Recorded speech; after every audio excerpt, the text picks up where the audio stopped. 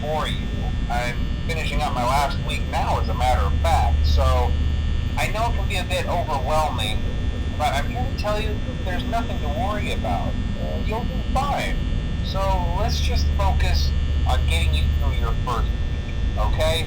Let's see. First, there's an introductory greeting from the company that I'm supposed to read. It's kind of a legal thing, you know.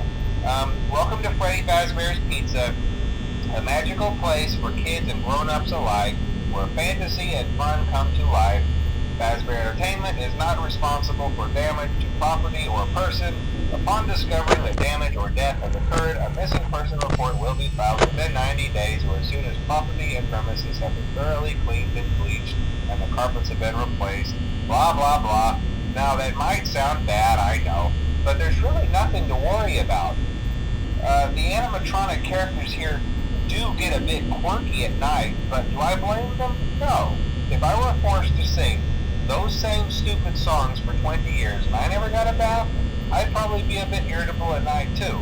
So remember, these characters hold a special place in the hearts of children and we need to show them a little respect, right? Okay. So just be aware, the characters do tend to wander a bit. They're left in some kind of free roaming mode at night. Something about their servos locking up if they get turned off for too long. They used to be allowed to walk around during the day too, but then there was the bite of 87. Yeah, it's amazing that the human body can live without the frontal lobe, you know? Now, concerning your safety, the only real risk to you as a night watchman here, if any, is the fact that these characters, if they happen to see you after hours, probably won't recognize you as a person. They'll most likely see you as a metal endoskeleton without its costume on.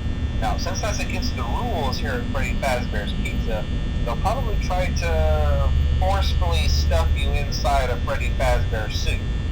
Now, that wouldn't be so bad if the suits themselves weren't filled with cross beams, wired, and animatronic devices, especially around the facial area.